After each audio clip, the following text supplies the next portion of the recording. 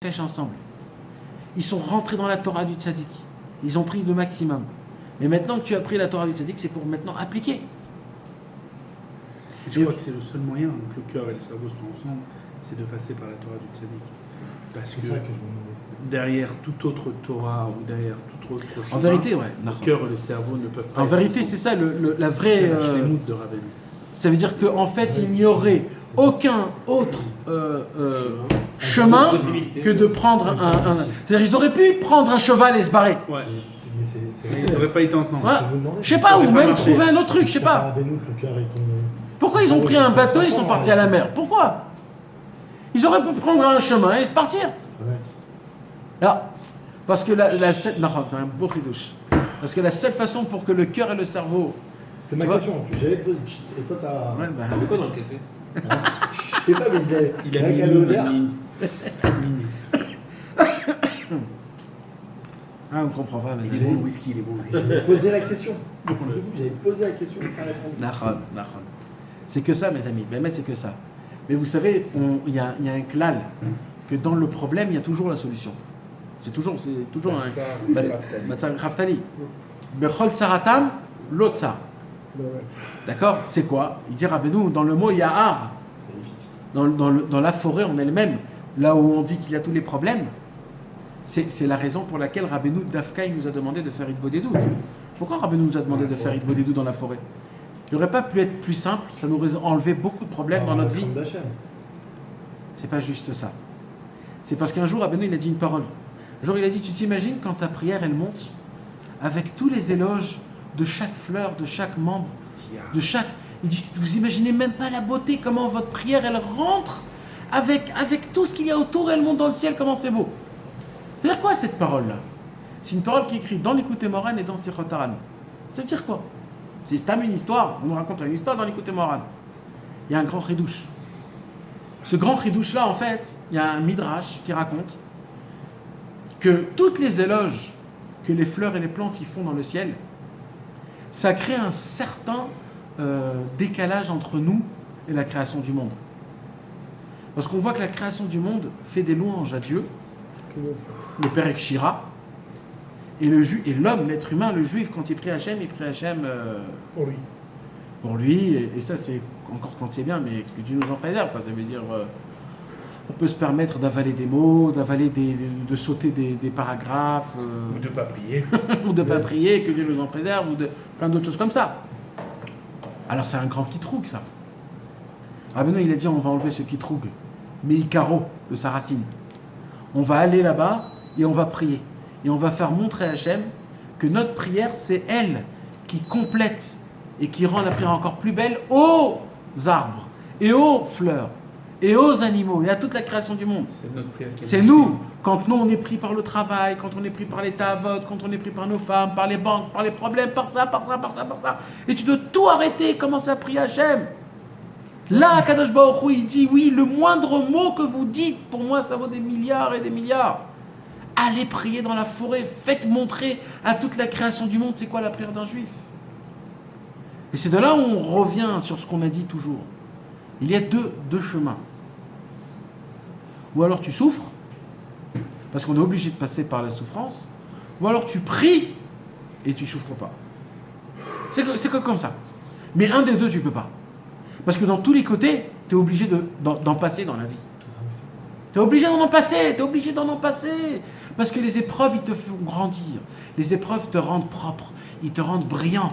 Ils te lissent. Tu deviens beau. Alors tu veux pas souffrir? Bien sûr. Bien sûr, c'est les dynimes. Alors qu'est-ce qu'il te dit, Rabbeinu? Je dis, tu veux pas passer par là-bas? Il n'y a pas de problème, mon fils. Mets toutes tes forces dans la prière. Prie Hachem. Prie Hachem que tu sois sauvé, tu puisses te rapprocher de Dieu sans passer par ces endroits là-bas. Prie Hachem. Tu puisses être rapproché de Dieu, connaître tous les chemins qu'il faut, etc. Yahar. Ils ont compris que le premier chemin, après qu'ils ont étudié la Torah du Tzaddik, c'est aller prier Hachem. Sinon, c'est le Yahar en lui-même, les parts dinim. C'est les dinim qu'il y a. C'est ça le chemin. Torah ou Tfila, la Torah du Tzaddik et la Tfila du Tzaddik. C'est engagé un peu là-dessus. Hein, mais Vadaï. C'est pas engagé. Mes amis, vous savez, on parle beaucoup sur Ouman Rosh Hashanah, En Davar Gadol Misé, il n'y a pas plus grand et plus haut que ça. Il n'y a pas. Rabbeinu, il a dit, celui qui est allé à Ouman à Rosh Hashanah, il doit être content toute l'année. Ouais. Toute l'année. Toute l'année, il doit être content. Toute l'année. Et Rabbeinu, il vient plus tard. Il dit, vous vous rappelez, j'avais dit une parole au sujet de Ouman Rosh Hashanah.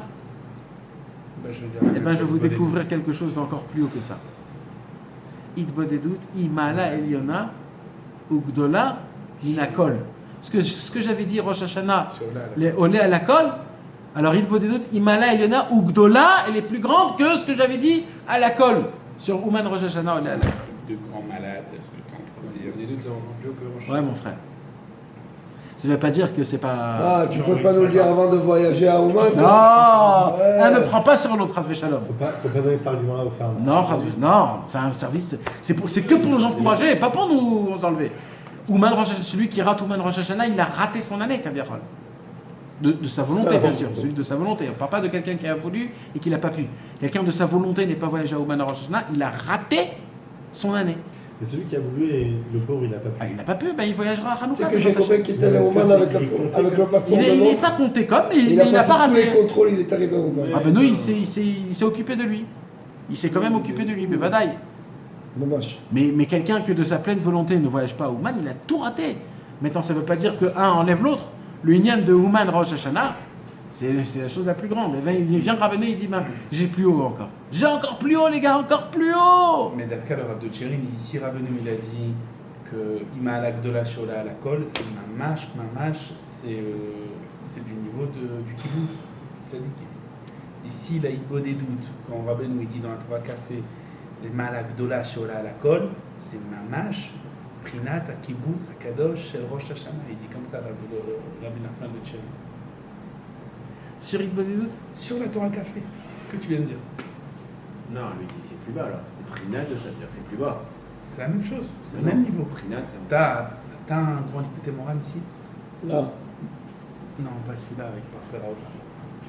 Le dit, attends, mais ça veut dire, vous comprenez jusqu'à où, comment ça va, ce fonctionnement. Nous, on croit que d'aller faire une peau des doutes, c'est un conseil, un jour quelqu'un il m'a dit, un Breslev, c'est un conseil psychologique que Rabbeinu nous a donné. Alors là, quand il a dit ça, j'arrivais pas à croire mes yeux que ça existe encore des gens qui parlent de cette manière. Ah non, tout le monde le dit, c'est très important. Il y a des sednaot aujourd'hui qui te disent qu'il faut parler avec Dieu, les ça et ça et ça. Et Rabbeinu, il t'a fait ça. Mais vous êtes complètement dingue. Mais c'est le conseil de toute la vie. Le monde, il va revenir à sa purification grâce à un imbécile qui fait de beaux des doutes, qui parle avec Hachem. Tout l'essentiel du but du monde, c'est de parler avec Hachem Ilbarar. C'est ça tout le but, c'est de se rapprocher. Tout le but, c'est de lui parler, de tout lui donner dans ses mains, de chanter avec lui, de danser avec lui, de pleurer avec lui, de gronder avec lui, de crier sur lui et de se réconcilier ensemble. C'est tout ça, il vaut des doutes. C'est que le juif se remet totalement à Dieu. Il n'y a que rien d'autre.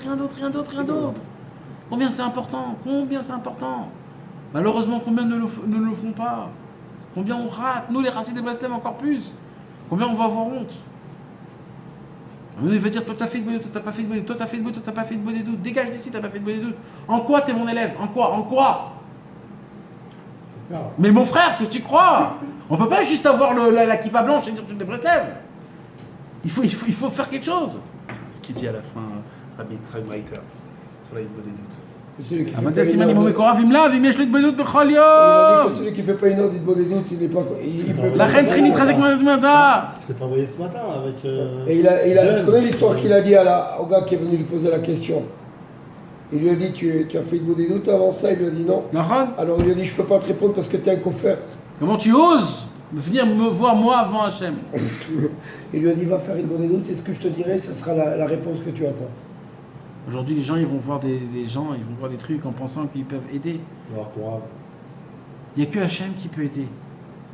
Il n'y a que Hachem Ilbarar qui peut nous aider. Si on ne lui parle pas, si on ne lui raconte pas. Pas parce qu'il ne sait pas. Parce qu'il veut te l'entendre de sa bouche. Il veut avoir une conversation avec toi. Un papa, il sait si son fils il va pas bien ou pas bien. Il sait, il voit. Mais il veut l'entendre. Il veut le voir, il veut le vivre. Akadosh Baruch Hu, il veut tout ça avec nous. Il veut qu'on a un lien. C'est nous-mêmes qu'on a besoin de ce lien. Le signe si un homme c'est un Breslev ou pas, c'est s'il fait son ordre d'Hitbo des doutes, mon frère. Nous on entend des paroles comme ça aussi grandes. C'est ça le yar. Le yar, c'est ça, mes amis. T'as beau étudier la Torah de Rabbeinu, t'as beau flotter dans la Torah de Rabbeinu. Vous savez, quelqu'un qui flotte dans la Torah de Rabbeinu, c'est quelqu'un qui s'y connaît bien dans les Torahs de Rabbeinu. C'est pas un mec qui connaît pas, il sait ça, il sait cette Torah elle veut dire ça, cette Torah elle dit ça, cette Torah. Le mec qui flotte, il connaît tout. Mais si tu fais pas le yar, si tu fais pas Hikbod des doutes, mon frère, mais tu vaux quoi? T'es un ordinateur qui te donne des données, voilà, c'est rien d'autre. On est obligé, mes amis, de se prendre en main. Et sans ça, toute l'histoire qu'on va lire après, elle ne peut pas se faire. Vayasham yar, va'alchou lesham. Voilà, c'est ce qu'il a dit tout à l'heure. Bah oui, va'alchou lesham. Ils n'ont pas dit, bon, il y a une forêt, on va chercher une autre île. Ou alors on va contourner pour voir s'il y a un endroit. Il y a une forêt, justement là-bas on va. On va maintenant appliquer ce qu'on a appris. Tout ce qu'on a appris, on va l'appliquer. J'ai entendu une belle parole, une parole comme ça qui a dit, à l'époque il y avait un Chassid Breslev, je ne me rappelle plus c'était qui le nom à l'époque, et ce Chassid Breslev là, c'était un homme qui était important, donc les gens venaient lui poser des questions, les gens venaient lui parler, etc. etc. Et quand on lui parlait un peu de l'écouter Moharan dans une question, j'ai pas compris, etc., etc., il posait une question, comme Rabbi Yitzhak Breiter. Il posait une question, qu'est-ce qu'il disait? Non. Il disait, tu sais, ce que tu me poses comme question,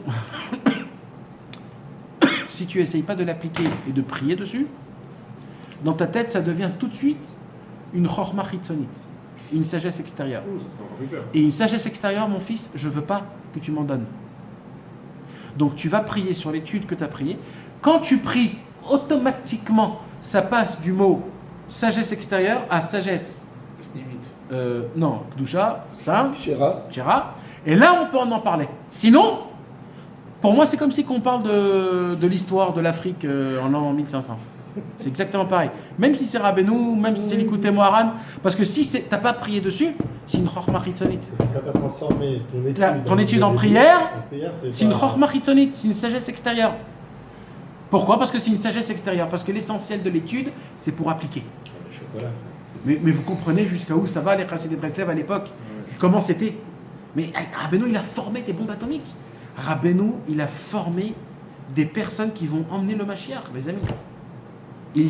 Rabbeinu a raconté qu'il y a eu une tempête qui est rentrée dans le palais du roi et qui a fait un balagan entre la reine et le roi. Ils ont pris l'enfant et tous les gens du roi, ils ont été éparpillés. Cette tempête-là, mes amis, c'est la marloquette. Et rentrer dans le palais du roi, c'est Dieu. C'est Rabbeinu. Il est rentré dans la chassidoute de Rabbeinu. Cette tempête-là, cette marloquette, a fait un vent qui a détruit énormément, ça a détruit. S'il n'y aurait pas cette tempête, Machar, il serait venu depuis très longtemps. Rabbeinu avec l'équipe qu'il avait, Rabbi Nathan avec l'équipe qu'il avait, c'était fini. Le monde serait venu à sa fin. Les gens que Rabbi Nathan a formés en tant que service divin, des gens qui jettent la gloire, qui jettent l'argent, qui jettent les honneurs, qui jettent les effronteries, qui jettent la gava, et qui veulent que de l'humilité, que de l'annulation, que de l'amour et de la crainte. Que Dieu, d'une manière, émette. Mais ça y est, le monde, il serait venu à sa fin. C'est l'arme du Etzerara, ça. C'est comme ça que mais oui, au début. Et Rabbeinu, il a appelé ça quoi? La marloquette. Rabbeinu, il a appelé ça la marloquette. C'est les gens qui considèrent les Chassidei Breslev comme ça ou comme ça. Des gens qui disent qu'on était fous alors qu'on est trop des extrémistes. Des gens qui disent, ouais, mais vous parlez que de Rabbi Nachman, tout le temps Rabbi Nachman. Bah parce qu'il n'y a que lui qui donne des conseils et des réparations. Je m'excuse. Exactement. Mais on peut rien faire malheureusement, on peut rien faire dans tout ça. Et c'est ça notre problème. Notre problème, c'est que il y a des jeux de jalousie ou des jeux de j'aime pas la façon de comment. Mais enlevez ce ventre horrible que vous avez déjà, vous puez déjà. Pourquoi vous parlez des choses comme ça? Déjà commencez à être des gens annulés, ouvrir un livre, essayer de se mettre. Et je parle à nous-mêmes, parce que nous-mêmes on est pareil. Ils peuvent pas. Parce que tu peux, parce qu'ils ont ou la chorma ou le cœur. Alors voilà. Donc c'est ça. Alors il faut les livres, il faut lire. Non, il faut être sadique. Tu sais, il y a Rabbi Moshe Breslever, il a créé une ségoula énorme. Une ségoula énorme. Rabbi Moshe Breslever, il a dit, tout est dans le Likutei Moharan. Tout. Le monde de A à Z, tout est dans le Likutei Moharan. Tout. Et il dit, et toutes les guérisons du monde sont dans le Likutei Moharan. Rabbi Moshe Breslever, il dit, Rabbi Nachman de Breslev a parlé de toutes les maladies qui puissent exister au monde. Si un homme, chas v'shalom, il a mal à la tête, il y a une Torah spéciale pour ça. S'il a mal au ventre, s'il a mal au foie, s'il a mal au cœur, s'il a mal aux mains, s'il a mal aux pieds, s'il a mal aux reins, aux poumons, au nez, aux cheveux, aux yeux, tout, Rabbeinu il a parlé. Rabbi Moshe il dit, un homme qui est malade d'une maladie, il prend la Torah, il la lit, il la étudie, il fait le likuté de filote après, et comme ça, s'il le fait tous les jours, et même 2, 3, 4, 5 fois par jour, tu verras que petit à petit, il va guérir. Et plus que ça, il a dit. Il a dit, maintenant, des gens, il se passe des choses dans la vie. Il dit, un jour, quelqu'un est venu chez Rabbi Moshe il a dit, j'ai perdu une somme énorme d'argent. Énorme. Alors il dit quoi? Tu as perdu ou tu soupçonnes quelqu'un qu'on te l'a volé? Il a dit, je soupçonne quelqu'un qu'on me l'a volé, j'étais dans un train, quand je suis en train, je ne l'ai plus trouvé, je suis sûr que c'est quelqu'un dans le train. Alors il a dit, va tout de suite étudier l'ikuta halachot, ilchot gneva gzela. Les halachot de gneva. Il les a étudiés. La bourse est revenue chez lui. On ne sait pas ce qu'il y a dans les sifrei Rabbeinu. Tout est dans les sifrei Rabbeinu. Quand un homme il a besoin de trouver une perte, ilchot aveda. Quand un homme il a besoin de tout est inscrit dans le likuta halachot. Quand quelqu'un va acheter une maison, quand quelqu'un il veut se renouveler, il rot radage, il rot niske shrenim. Quand tu as des problèmes à droite à gauche, sur chaque problème d'argent, il rot les équipes, ou alors il rot mabed maman chavero. Tout. Il a dit, chaque mot du likuté de filote, c'est une yeshua. Nachon. C'est une délivrance. On n'a pas la émouna de ces mots-là. On ne sait pas combien jusqu'à où ça va. Chaque mot. Quelle emprise ça prend. Et nous, malheureusement, on croit que voilà, c'est le monde comme ça, comme il est. Mais nous, on doit savoir que Maître Rabbeinu, il nous a arrangé, il nous a préparé, il nous a donné tout ce qu'on a besoin. Il faut juste avoir un cœur ouvert, un esprit ouvert et des yeux de vérité et de rentrer dedans, de s'engager et de ne pas avoir peur de prier Hachem. Et de voir que ce monde-ci, ça va, c'est un monde que... Qui pue. Il faut dire la vérité. Voilà. Et c'est possible. C'est pour ça que c'est quoi le conseil, dit Rabbi Nathan, non? Pour sortir... Oh, il pue, mais grave. C'est une horreur. Non, mais sans ce monde-là, tu peux pas arriver à tout ça. Non, mais pour comprendre la beauté... On aurait bien voulu autre chose. Pour comprendre la beauté du monde en haut, il faut passer par ce monde-là. Il faut comprendre que ce monde est pue. Tu sais, on arrivait à une conclusion. Viens, je te pose des questions, tu me dis oui, non, d'accord? Non. C'est le contraire du jeu. C'est le contraire du oui, non. Là, tu ne dois pas répondre par autre chose. Comment tu t'appelles? Sois le plus humain possible, d'accord? Oui. Sois le plus humain possible. Qu'est-ce qu'un homme voudrait le plus au monde? Non, un homme, un gars, un être humain. L'oseille. Voilà, l'oseille, l'argent. L'oseille. Pourquoi? L'argent? Le kavod. D'accord. Est-ce que ça existe qu'un homme il a tout l'argent possible et qu'il a rien, il a ni l'honneur, ni ça, qu'il veut toujours et qu'il en... En général, non. Non, ça arrive. Non, en général, jusqu'à l'oseille, il a tout. Celui qui a l'oseille, il a tout, Rudy? Non, c'est-à-dire quoi? Tout ce qu'il veut, le kavod, Tu crois vraiment? Non, c'est pas dire le bonheur, c'est dire qu'il sera bien dans sa peau, qu'il sera bien dans sa vie. Mais tu crois vraiment qu'il a du bonheur, lui-même? Non, justement, ça veut pas dire qu'il aura du bonheur, mais le kavod qu'il recherche, les belles maisons et tous les trucs, il aura à travers ça. Mais quand il s'achète la dernière villa au monde, 15 millions dans une île, Il se sent seul.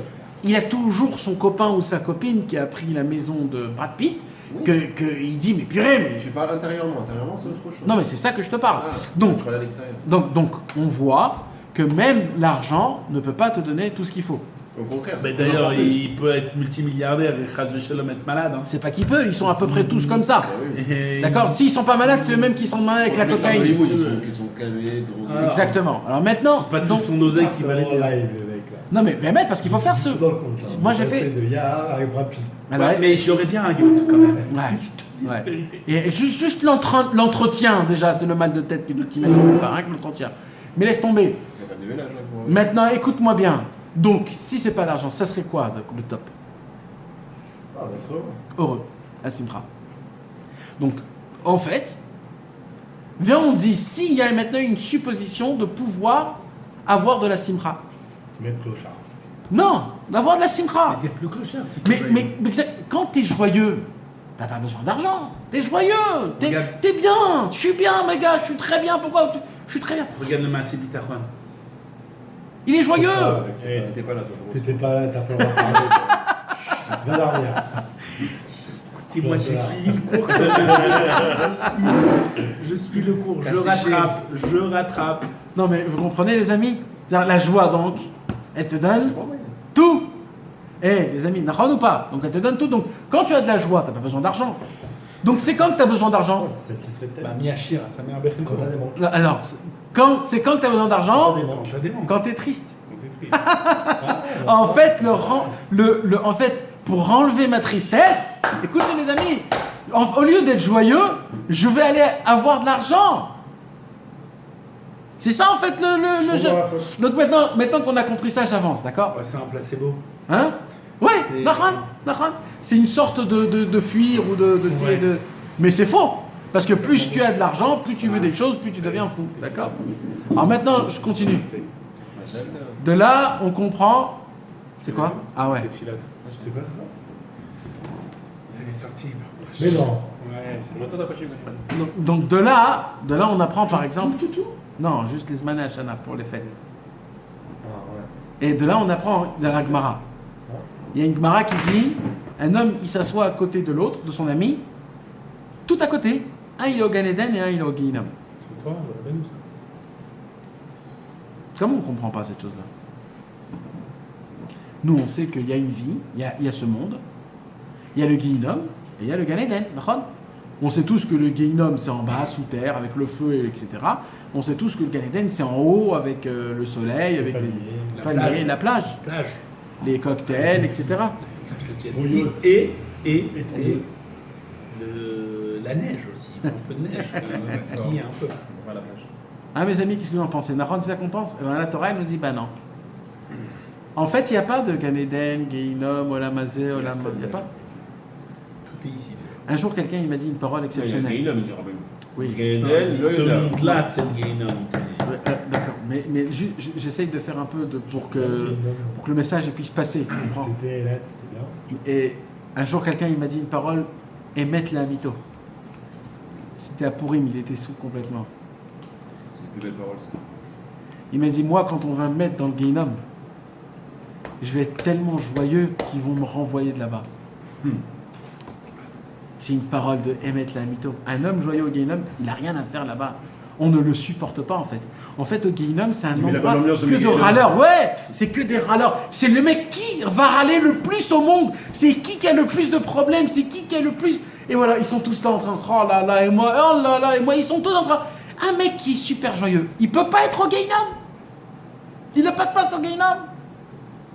Donc en fait, qu'est-ce qui se passe? En fait, le Gan Eden et le Gehinnom, c'est maintenant, c'est actuellement, c'est aujourd'hui. C'est toi qui te choisis ou dans quelle vie tu vis. Dans le Gan Eden, dans le Gehinnom. Si t'es Bessimcha, t'as pas besoin d'argent, tu es au top.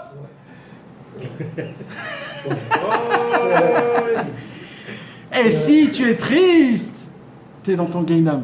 Tu t'as beau tout avoir et t'es jamais content. Vraiment que des fois tu peux être joyeux et dans le Gehinnom. Non, un homme ne peut pas tenir dans le Gehinnom joyeux. C'est qu'on n'est pas vraiment joyeux. Si on doit être vraiment, vraiment, vraiment joyeux, jamais. C'est comme ça que ça marche, mes amis. Béhémet, c'est comme ça que ça marche. On va danser. On va danser. Bezrat Hashem. À Yom Kippour, on va faire la bracha.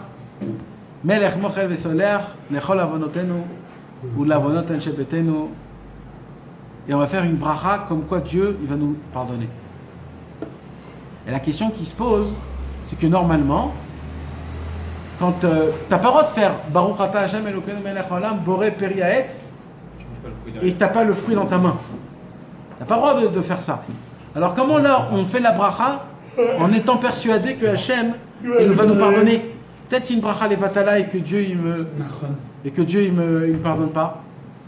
Et bien tout le inyan, et ça c'est important mes amis, parce que sinon c'est une bracha levatala à Kippour ce qu'on va faire. C'est si tu dis pas cette bracha en étant persuadé que Béhémet Akadosh Baruch Hu, il va Béhémet te pardonner. Alors c'est une bracha levatala. Parce que c'est que comme ça que Hachem il va te pardonner. C'est si le fils il a un safek que son père va lui pardonner, alors c'est très grave. Vous savez qu'il y a une halakha, il y a écrit qu'il y a des chassidim, c'est-à-dire des juifs spéciaux, qu'ils jeûnaient le lendemain de Kippour aussi, en plus, de faire 2 jours de Yom Kippour, comme Rosh Hashanah. Non-stop ou Non-stop. Non-stop. Comme Rosh Hashanah. Rosh Hashanah, c'est 2 jours. Normalement, Yom Kippour, ça devrait être 2 jours. Mais comme on ne peut pas demander à tout le monde de jeûner 2 jours, alors on fait qu'un jour dans le monde en entier. Alors la halakha, elle dit c'est bien s'il y a des gens qui veulent. Vous savez, c'est pour qui? Pour les gens qui vont jeûner à un 2e jour? C'est pour les gens qui ne sont pas encore persuadés que Hachem leur a pardonné. Alors eux, ils ont besoin d'une 2e journée. Et ils ont besoin même encore de 1 mois s'il faut. Mais un homme, quand tu es sûr que Akadosh Baruch Hu, il va te pardonner et que tu fais la bracha et que tu es vraiment pardonné, là mon frère, c'est bon. C'est bon. C'est avoir le bitachon dans Hachem, qu'Hachem il va te sauver. Que ça ne fonctionne pas de cette manière-là où Akadosh Baruch Hu nous donne la force de passer un bon kippour comme il faut, de demander pardon à Hachem sur tous nos péchés et de se rapprocher le plus possible d'Ezrat Hachem cette année-là. Amen.